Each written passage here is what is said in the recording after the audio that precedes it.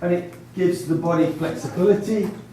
It moves the energy within the body to produce health, gives you flexibility still, and I'm sure all of you guys don't like flexibility at all, but as you get older, you do lose flexibility. So in order to try and keep my strength up and also to teach other people my martial arts, I developed Tai Chi with the back leg and then point the toe. And that's called a half step or an empty step. As you can see, a bow stance is a forward step, it's full. Whereas a half step, half point the toe, is only a half step or an empty step. Okay, relax. What you're going to learn a little bit of tonight is the Yang style, and it's not the same Yang as Yin and Yang. It's the name of the man that invented it, Yang style Tai Chi.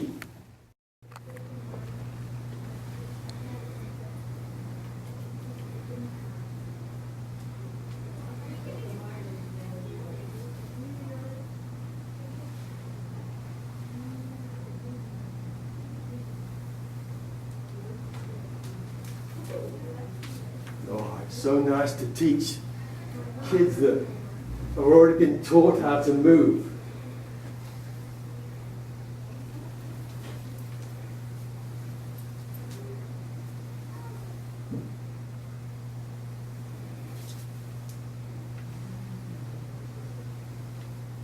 Good, that's called the lotus. One more time, as a warm-up. Performing in front of an audience, all of a sudden the jumps are higher, the swings are longer, the spins are faster. That's Fa Jing. If you come out again, Waylon. If I wanted to put him through the window, obviously we would go through here, and then the energy would come through, and it would come out of my body, and it'd be through the window. Thank you, Waylon. So that's grasping the bird's tail. What you're going to do this time, we're going to do it again slowly, but I want you to do it with intent. Think about what those movements are. Think about having an imaginary opponent.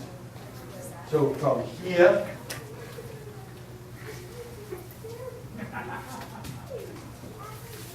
ward off, and we hold him there. He's not coming any further. Roll back, grab the shoulder and the arm, pull him back. Through, press, separate, and push. Turn to the front, left on top, ward off, roll back, press, separate, and push. Turn to the front, right on top, ward off, roll back, press, separate, and push. Turn to the front. A lot of Tai Chi movements. There's many, many more. I know another form which is called the Beijing 108, which involves 108 movements and takes about half an hour to demonstrate or to show. But that's the Beijing 24. You have to do it very, very slowly. It should take 5 minutes. We took about maybe 2 minutes then to perform the whole thing. So you slow it down until the energy can flow through the meridians. And the energy can be gathered from the floor, received from the outside, and into our bodies. You know, we have 3 types of qi there's many, many types of qi, but there's 3 types of qi or energy that we can gather. We get some energy from our parents. That's called hereditary qi. Gary got some from me. That's why he looks like me. He's just as handsome as I am. So there's hereditary qi. There's the qi from food or nourishing qi. And you know that there's no qi in McDonald's, but there's a lot of qi in a banana. You know, there's energy in fruit that we can gather in, but there's no good energy in McDonald's. Tastes good, but it's not good for us. So that's nourishing qi. Then there is the qi that we can get from the universe. That's from each other. Tonight I'm feeding on your qi and you're feeding on mine, and we get this from each other. And sometimes when you perform, you use that chi. By doing Tai Chi or meditation or lotus, you can bank away that energy here in the Dantian and store it and then use it so that you can have sort of protection against the poison arrows. You know, the poison arrows are those things that come at you. You know, it's homework, it's school, it's my sister, it's all the things that you hate. They're the poison arrows. If you can learn to meditate or learn to settle down or learn to use quiet time, you can build up energy against those poison arrows. So Tai Chi is a good thing to learn whether you're young or old. It's especially good for older people because it can keep their flexibility. It can keep their posture and it can stop them from falling. But it's also good for young people. And it's especially good for martial artists because he needs to gather chi so that if somebody comes at him and starts attacking him, he can use his inner chi to either walk away or to take a defense. Okay, we'll do it one more time.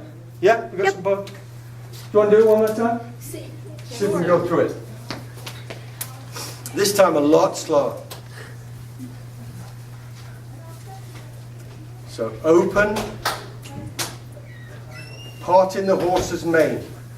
1, 2,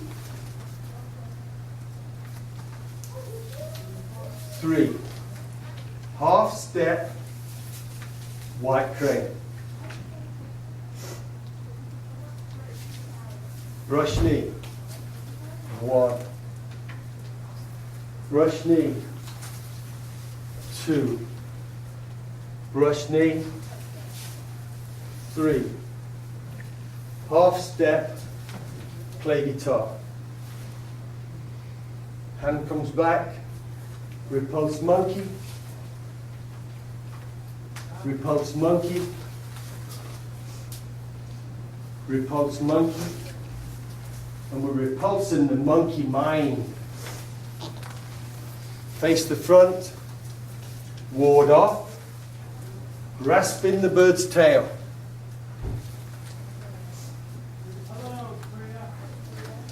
Good. Turn to face the front. And grasping the bird's tail. Ward off. Roll back. Press.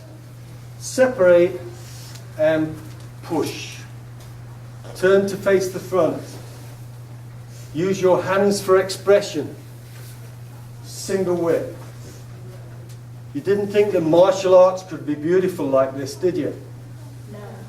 This is called cloud hands. Times 3. That's 1.5. 2.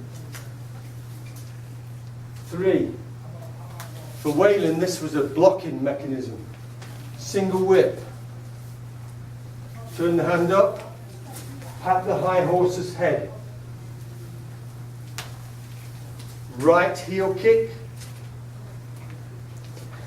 Box the tiger's ears. Turn around. Left heel kick. Sink down. Snake creeps through the grass. Golden cock stands on one leg. Turn. Snake creeps through the grass. Golden cock stands on one leg. Step left. Step right. Fair maiden works the shuttle. Rock back. Fair maiden works the shuttle. Half step. Needle at sea bottom. Hands come up. Turn over. Step forward left. Fan to back.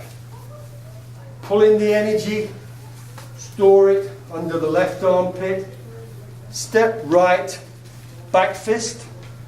Step through. Parry. And punch. Hand comes underneath. Drawing in the energy. That's called a parent close. Turn to face the front. Cross hands. Down. And close. Good. Well done. Learn to handle a sword and how to use a sword correctly. It's not just a matter of stabbing. The sword can slash, it can parry and block. or it can thrust, and it can cut. So in the Tai Chi sword, we learn how to cut with the sword.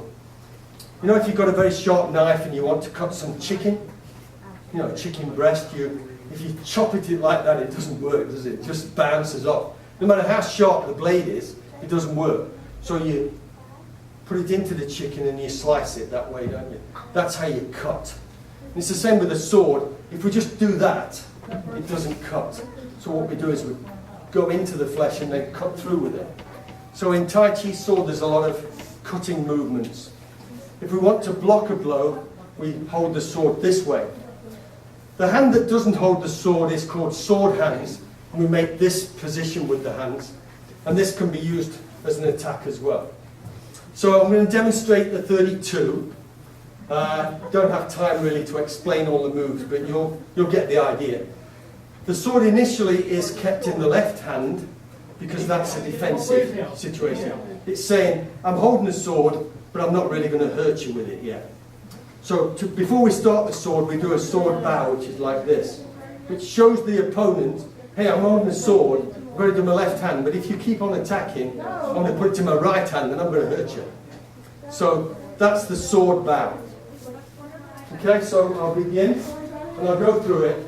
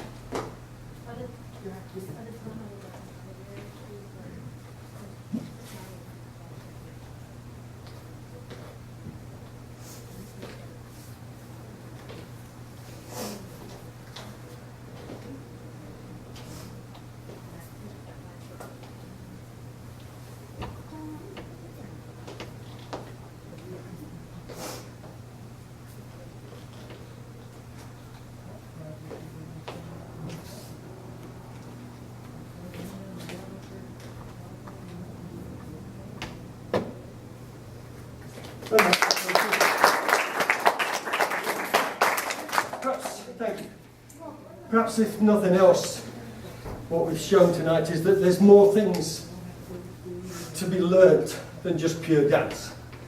You know, I know you're very much into your dance, you're very much into your contortion, but there's many, many things in the world that you can learn.